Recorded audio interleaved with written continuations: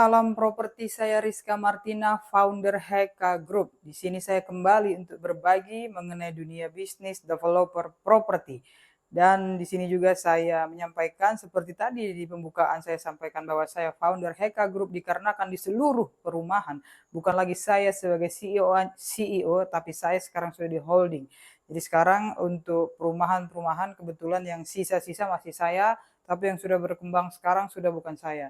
Kemudian kenapa lagi kita bergerak disampaikan Heka Group, karena sekarang juga saya telah melakukan ekspansi bisnis di beberapa bisnis lainnya seperti kontraktor, membangun rumah satuan maupun rumah untuk perumahan, membangun infrastruktur jalan, saluran, PLN semuanya. Di samping itu juga ada tambahan bisnis kami yang lainnya yaitu interior dan furniture. Kami sudah memiliki pabrik interior dan furniture sendiri. Setelah itu Pak Bu juga saya juga sudah bergerak di bisnis finance di dua bisnis finance. Yang pertama dalam bentuk badan usaha yaitu venture capital, di mana venture capital ini mengelola dana-dana investasi untuk kita salurkan ke bisnis-bisnis yang berpotensi untuk dikembangkan, berpotensi untuk diadakan bagi hasil kepada para investor, dan selanjutnya dalam bentuk koperasi simpan pinjam, di mana juga koperasi ini memberikan kredit kepada para peminjam-peminjam baik UMKM maupun pengembang-pengembang properti ataupun kontraktor. Begitu juga KSP Merpati ini juga memberikan deposito dengan imbal bagi hasil ataupun bunga simpanan dengan jaminan properti. Setelah itu juga setelah saya menjalankan bisnis finance, saya belajar bahwa finance bukan berarti selesai di dalam kita mencairkan kredit, mencairkan dana, tetapi adalah penagihannya, kelancaran dalam proses pembayaran angsuran, yang pembayaran hutang pokok, pengembaliannya yang pastinya tidak pernah lepas dari yang namanya penagihan. Maka saya pun mendirikan perusahaan dalam bidang debt collection dengan tenaga-tenaga penagihan yang bersertifikasi dan berpengalaman sudah lebih dari 10 tahun. Bayangkan, tenaga-tenaga pengalamannya lebih banyak pengalamannya dibandingkan developer properti yang Heka ini yang baru berdiri tahun 2018 pengembang propertinya. Tetapi untuk tenaga-tenaga profesional debt collector di belakangnya juga ada lawyer profesional di bidangnya, sudah berpengalaman 10 tahun. Begitu juga dikarenakan saya seorang ibu dan saya tahu bagaimana perjuangan kami supaya saya bergerak lancar di luar, maka saya pun membuka yayasan yang menyalurkan tenaga kerja khusus di asisten rumah tangga, babysitter, dan juga pengasuh orang tua atau lansia. Karena saya juga pengalaman bagaimana menjaga orang tua saya itu butuh fokus sementara anaknya harus bergerak tetap di luar. Nah, jadi di samping itu juga kita juga sedang mendirikan bisnis yang lain, trading untuk komoditas-komoditas ekspor yang sekarang kita sedang perkembangkan. Baik Pak Bu, jadi kami tidak lagi hanya bergerak di developer properti saya tetap gerak, saya tetap jalankan, bahkan saat ini proyek yang lebih banyak masih di developer properti, karena bagaimanapun itu adalah kelahiran pertama Heka Group. Nah, jadi di sini Pak Ibu kembali saya berbagi sebagai founder daripada grup bisnis ini, saya bagikan sesuai pengalaman saya. Karena saya bukan teori, bisa saja apa yang saya sampaikan itu berbeda dengan teori-teori bisnis. Saya menyampaikan adalah apa yang sudah saya hadapi dan fakta-fakta di lapangan. Apalagi apabila pihak lain beda faktanya, beda kondisinya, itu akan berbeda. Jadi kita berbicara berdasarkan pengalaman yang sudah kita jalankan. Jadi tadi kalau Bapak Ibu lihat pertanyaannya adalah, kalau saya punya lahan 1000 meter, bagaimana perizinannya dan bagaimana tahapannya, semuanya di sini saya jelaskan. Saya tidak berpengalaman mengembangkan lahan hanya 1000. Paling kecil lahan saya kembangkan itu 50.000 meter. Kalau komersil paling kecil dikembangkan itu 30.000 meter. Jadi sampai 10 hektar, belasan hektar per titik lokasi. Jadi tetapi tentunya saya juga pernah punya perumahan pribadi yang tadi itu hektaran, tetapi dia pembebasannya mulai dari 2000 depan, 2000 belakang, kadang 1000 tapi ada 5 sertifikat langsung 5000. Pengalaman itu saya bagikan di sini. Baik Pak Bu, kita kembali kepada menjawab pertanyaan tadi. Nah, tadi Pak Ibu tanya bagaimana perizinannya, bagaimana langkah awalnya. Baik.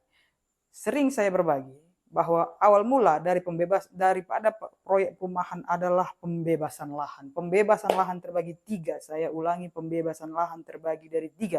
1 legalitas, 2 perizinan, 3 pembayaran tanah. Jadi pembebasan lahan 3 pra dan 3 finishing. 3 pra legalitas, pra perizinan, pembayaran tanah, dan 3 pembebasan lahan bersifat finishing. Apa itu?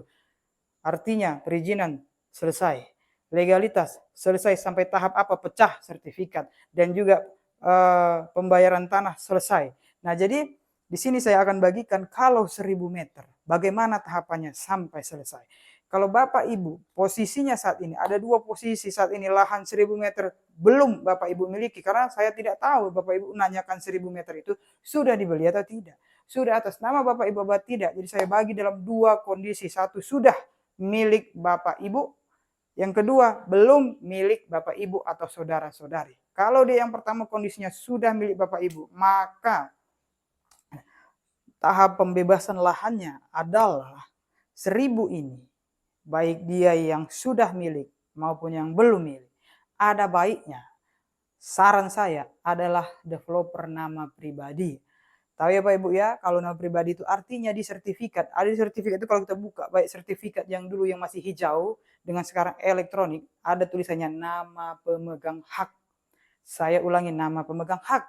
Kalau di PT-PT saya itu kelihatan nama pemegang hak PT. Misalnya PT Heka Perkasa Jaya, PT Heka Properti Maju, PT 7 Pilar Properti, dan lain-lain itu. Jadi badan usaha. Kalau pribadi sertifikat nama pemegang haknya misalnya Tommy, nama pemegang haknya misalnya Intan Nurlaila, dan macam-macam lah. Jadi nama pribadi. Nah, apakah ada sertifikat? Kebetulan saya punya yayasan, juga saya punya tanah atau properti di sertifikat nama yayasan saya. Jadi baik dia yayasan dan koperasi dan CV ataupun badan usaha, intinya ada akta pendirian. Berbeda dengan pribadi-pribadian, nama di KTP aja, nggak ada urusan dengan akta-akta pendirian lain-lain. Nah, untuk 1000 meter, saran saya kalau Bapak Ibu mau simple, pribadi. Jadi waktu workshop kan saya paparkan pribadi itu seperti ini. Jangka pendeknya, kelemahan dan keuntungan jangka pendek ini. Kalau nama PT badan usaha, kelemahan, baik dia kelemahan dan keuntungan jangka pendek, jangka panjang, saya sampaikan ini. Jadi ada alumni saya itu walaupun dia hanya 1000 meter, dia buat nama PT. Dia urus izin lokasinya. Padahal itu hanya 1000-an tuh. Saya sampai tanya, nggak apa-apa Bu. Iya kan saya udah tahu strategi perizinannya. Walaupun 1000 saya tetap buat nama izinnya, izin PT, sertifikatnya nama dia pribadi. Setelah saya ajari perizinan legalitas di workshop. Nah, jadi tapi kalau di sini, di dalam konten saya yang ditonton secara general, saya sarankan pribadi 1000 meter. Kalau ternyata 1000-nya kali 10 ya pasti janganlah pribadi, karena 1000 kali 20 sertifikat akan berbeda dong. Kan begitu. Nah, tapi kalau hanya 1000, maka tentunya pribadi.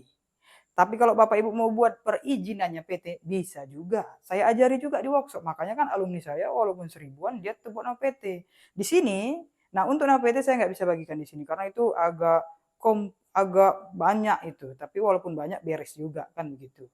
Nah, jadi 1000 ini kita kembali 1000. Kalau Bapak Ibu baik tadi dia yang sudah memiliki lahan dengan yang belum, maka kalau sudah udah beres nih. Apakah surat tanah Bapak Ibu masih akta jual beli atau SPPT, letter C, girik atau sertifikat kan kita tidak tahu, tetapi nama pribadi. Yang ini tadi kalau dia belum balik nama ke pihak pembeli atau pihak Bapak Ibu yang menanyakan tapi tanahnya belum punya Bapak Ibu, maka saran saya diadakanlah akta jual beli kepada nama Bapak Ibu. Nah, kalau dia balik nama ke badan usaha, namanya akta pelepasan hak. Kalau dibuat di notaris PPAT. Tapi kalau dibuat di PPAT-nya Bapak Camat tidak menerbitkan namanya akta pelepasan hak, tapi surat pernyataan pelepasan hak atau surat pelepasan hak. Kadang namanya SPPH, SPH terserah, yang penting ada 2 kata pelepasan hak ditandatangani Pak Camat. Nah, jadi kekuatan hukumnya sama, baik akta yang diterbitkan notaris maupun surat pelepasan hak yang diterbitkan oleh Pak Camat. Secara hukum, kekuatan hukumnya sama. Baik, sekarang kita kembali kepada dua tanah ini tadi. Jadi yang satu ini tadi posisinya saat ini berarti sama-sama sudah dimiliki secara hukum hitam di atas putih. Baru setelah dimiliki, baik dia dalam bentuk akta jual beli, karena yang ini masih tahap akta jual beli, belum dia beli, ini udah sertifikat. Tahap selanjutnya Pak Bu, kalau yang sudah dimiliki Bapak Ibu tadi sudah sertifikat. Sertifikatnya ini pastinya dan yang ini dibuat gambar dong, gambar. Dalam gambar itu nih coveringnya mana nih, bentuk coveringnya mana, salurannya, jalannya, luas tanah per kafling, akhirnya misalnya dapatnya rata-rata itu kan 60% yang boleh dibangun. Jadi kalau dia 1000 yang boleh dibangun misalnya 60% 600. Maka 600 ini kalau misalnya Pak Ibu buat, saya mau buat per kafling itu tanahnya 100 Bu. Ya udah berarti 600 dibagi 100 dapatlah 6 rumah. Maka saya bilang tadi kalau saya pribadi kalau hanya 6 rumah, buat apa nama PT? Kalau PT itu Bapak Ibu harus ngurus yang namanya izin lokasi, sekarang PKKPR. Izin lokasi itu menerbitkannya adalah setelah diterbitkan pertimbangan teknis pertanahan per PTP dari Badan Pertanahan Nasional. Nah, jadi ketika PTP ini pun ada syarat-syaratnya, bisa sampai sebulan. Lalu IPKKPR pun sebulan, tetapi pengalaman saya, pertimbangan teknis pertahanan itu sesuai aturan Menteri Agraria hanya 10 hari. Lalu masuk kita kepada PKKPR izin lokasi, menuju PKKPR pun ada nanya rapat forum dengan Pemda. Jadi ada tahapannya. Jadi kalau yang saya ajarkan di sini adalah yang simple saja. Mungkin alumni saya tadi punya relasi atau koneksi pengalaman Pemda BPN, makanya dia ambil itu silahkan karena sudah saya arahkan detail tahapannya. Dia hanya tinggal lobby-lobby cepat percepatan.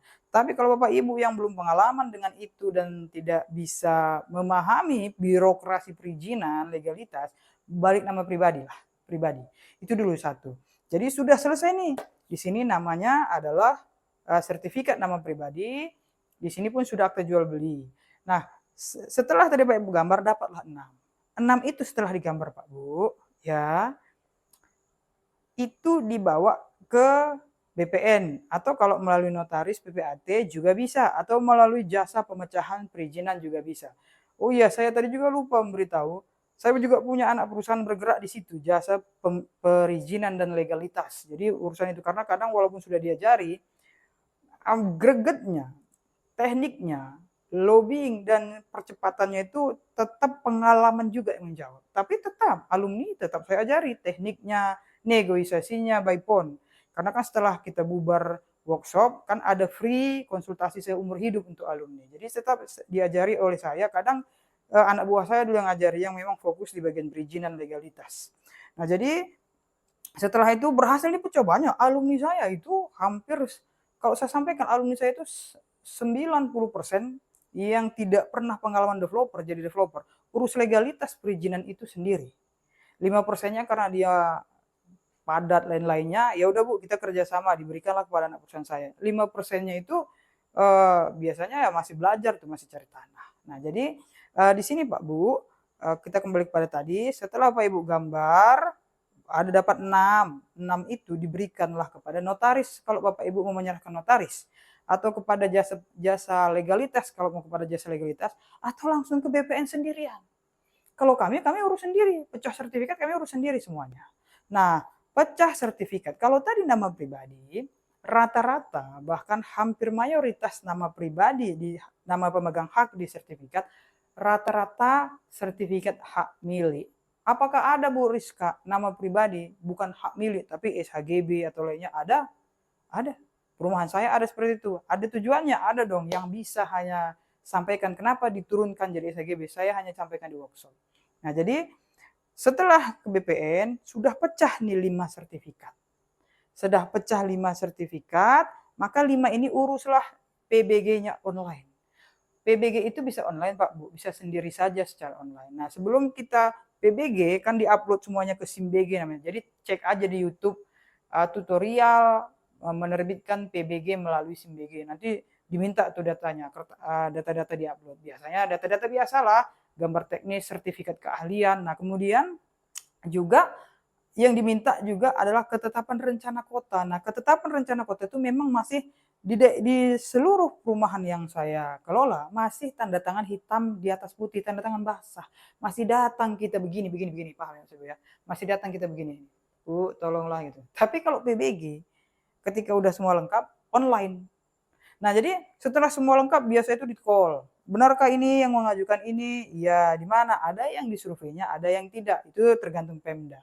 Jadi ketika sudah di-upload semua SIM-BG, KRK ketetapan rencana kota di-upload, biasanya dihubungi. Ada juga tidak bisa langsung download. Nah, dihubungi untuk survei. Setelah survei semuanya oke, didapatlah PBG-nya sudah pecah 6. Tadi sertifikatnya sudah pecah 6, PBG 6. Jadi yang di-upload adalah per sertifikat tadi itu.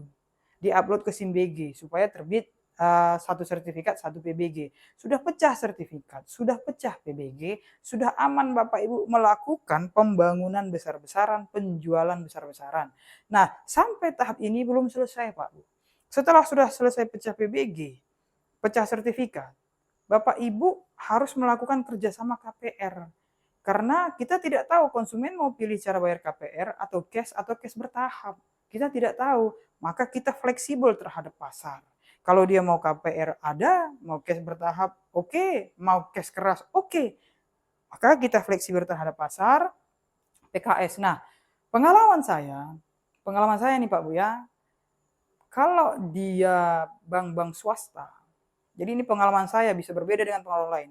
Nggak perlu PKS, nggak perlu perjanjian kerjasama, asal rumahnya ready stock, pecah sertifikat, pecah PBG, sudah ada listrik, itu nggak perlu perjanjian kerjasama.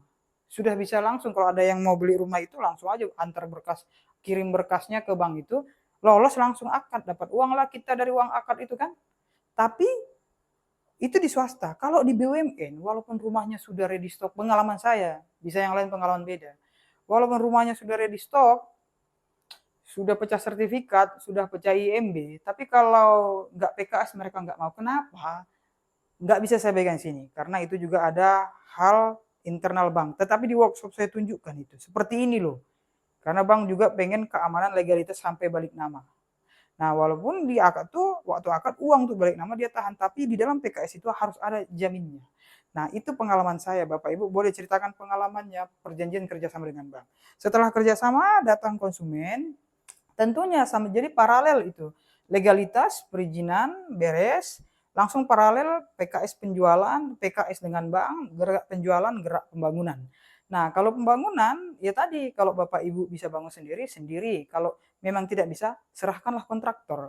Kalau Jabodetabek kami mengerjakan pembangunan Jabodetabek, Pulau Jawa untuk kontraktor, bahkan luar Pulau Jawa kami kerjakan, baik kontraktor maupun pengembang properti, hanya interior saat ini kita masih di Pulau Jawa. Nah, jadi kenapa saya bilang Bapak Ibu harus benar-benar dalam pemilihan kontraktor. Karena biasanya kalau hanya klaster, ada down payment dibayarkan kontraktor. Ada down payment. Nah, jadi awal-awal dulu saya jadi developer, kita bayar DP. Oh, DP gede dulu tuh 50%. Ternyata tengah jalan dia minta biaya tambahan. Mau tambahan ini, tambahan cat, finishing. Wah, parah. Jadi pastikan betul-betul Bapak Ibu mendapatkan kontraktor yang tidak memusingkan, karena Bapak Ibu harus fokus jualan. Fokus apa tadi? PKS dengan bank. Dan dalam hal perizinan ada dua. Satu izin dokumen yang tadi beres. Ada izin lapangan. Kalau kontraktor yang nggak pengalaman, dia akan sebentar-bentar ngadu. Ini gimana? Ini gimana? Saya pernah mengalami itu. Dia bentar-bentar ngadu. Bentar-bentar ngadu masalah lapangan. Kenapa? Dia nggak pengalaman. Tapi kalau yang pengalaman, dia akan sampaikan memang ada keributan. Solusinya ini. Jadi tidak hanya melempar masalah. Kalau saya bilang sama para kontraktor kalau pengadu itu, Anda jangan lempar sampah ke saya. Ya, saya itu mikirin jualan loh, supaya bisa bayar Anda loh. Jadi jangan sampah dilempar ke saya bilang gitu. Jadi eh, jadi kalaupun ada masalah, kita terbuka. Tetapi apa saran dari solusinya? Kan kembali kepada kita owner, mau nggak kita ngerjain solusi itu? Atau kita punya solusi sendiri, kan begitu? Nah, jadi seperti itu dia Pak. Jadi pastikan kontraktor-kontraktor ini, pertama memang dia mengendalikan lapangan, paham dia lapangan. Kedua, tidak membuat pusing. Kenapa Bapak Ibu harus fokus jualan supaya omset cepat masuk. Dan ketiga, terpercaya. Nah, terpercaya apa jangan, sudah DP dia kabur, atau sudah progres dia kabur dengan alasan-alasan yang tadi. Maka pastikan itu. Kalau Bapak Ibu membangun di Jabodetabek, ataupun mengembangkan Jabodetabek, Pulau Jawa, dan luar Pulau Jawa, kita bisa kerjasama dengan anak usaha saya bergerak di kontraktor. Tapi kalau mau bangun sendiri juga bisa, karena pada dasarnya itu hanya masalah material, tenaga, konduktivitas lapangan, gak ada yang lain kalau bisnis kontraktor. Nah, jadi itu Pak Bu, setelah itu penjualan PKS, pembangunan beres, penjualan beres. Legalitas kan kita serahkan notaris, akhirnya notaris pun menyelesaikan balik nama konsumen. Nah, jadi seperti itu Bapak Ibu. Ini simple. Sepertinya simple, tapi pada waktu di lapangan ada hal-hal non teknis. Pada waktu legalitas, perizinan, pastinya ada ilmu-ilmu non teknis yang bisa hanya dipahami, dirasakan bagaimana penyelesaiannya untuk yang berpengalaman saja. Dan saya bagi pengalaman itu di workshop supaya jangan Bapak Ibu merasa wah ini berat. Dan kedua, jangan banyak yang ditipu dugaan-dugaan pungli. Baik pungli perizinan lapangan maupun dokumen maupun legalitas. Karena banyak demi untung dia menerima membayar dugaan pungutan liar itu. Padahal itu liar. Bisa jadi bisa enggak. Jadi ini bagian dari saya Bapak Ibu.